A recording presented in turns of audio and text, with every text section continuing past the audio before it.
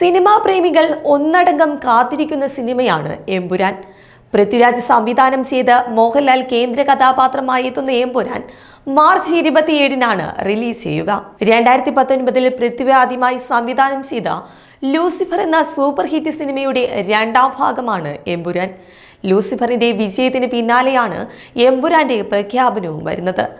അന്നു മുതൽ ആരാധകരെല്ലാം ആകാംക്ഷയോടെയാണ് എമ്പുരാൻ അപ്ഡേറ്റുകൾക്കായി കാത്തിരിക്കുന്നത്. ജനുവരിയിലായിരുന്നു ചിത്രത്തിന്റെ ടീസർ ലോഞ്ചിങ്. പിന്നീട് സിനിമയിലെ 36 താരങ്ങളെ പരിചയപ്പെടുത്തിയുള്ള ക്യാരക്ടർ പോസ്റ്ററുകളും പുറത്തു വന്നിരുന്നു. ഇന്നലെ മുംബൈയിൽ വെച്ചായിരുന്നു സിനിമയുടെ ട്രെയിലർ ലോഞ്ച് പരിപാടി ഷെഡ്യൂൾ ചെയ്തത്.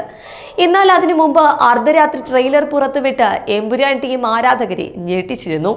മുരളി ഗോപിയുടെ ആറ്റിക്കുറുക്കിയ തിരക്കഥയ്ക്കൊപ്പം പൃഥ്വിയുടെ സംവിധാന മികവ് കൂടി ചേർന്നപ്പോൾ മലയാള സിനിമയ്ക്ക് മികച്ച ദൃശ്യാനുഭവമായിരുന്നു ലൂസിഫർ എന്ന സിനിമ നൽകിയത്. അതേ മികവ് എമ്പുരാനിലും കാണാമെന്ന പ്രതീക്ഷയിലാണ് ആരാധകർ.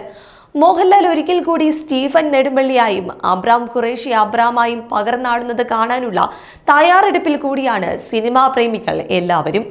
ഇപ്പോഴിതാ എമ്പുരാന്റെ ഫസ്റ്റ് ഡേ ഫസ്റ്റ് ഷോയ്ക്ക് താനും തിയേറ്ററിൽ ഉണ്ടാകുമെന്ന് വെളിപ്പെടുത്തിയിരിക്കുകയാണ് മോഹൻലാൽ.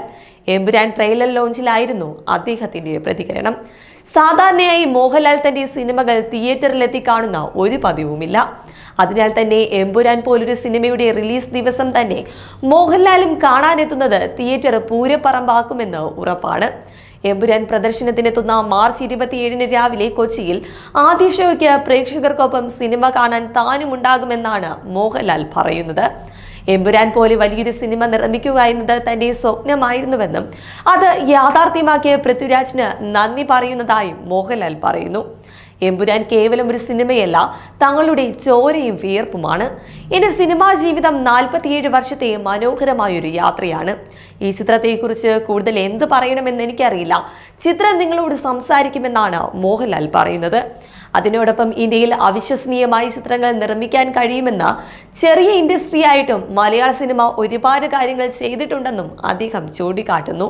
ആദ്യത്തെ സിനിമാസ്കോപ്പ് 70mm 3D എല്ലാം മലയാളത്തിലാണ് വന്നത്. ഇപ്പോൾ മലയാളത്തിലെ ആദ്യ IMAX-ഉം. ആളുകൾ ഈ ചിത്രം കാണാൻ കാത്തിരിക്കുകയാണ്.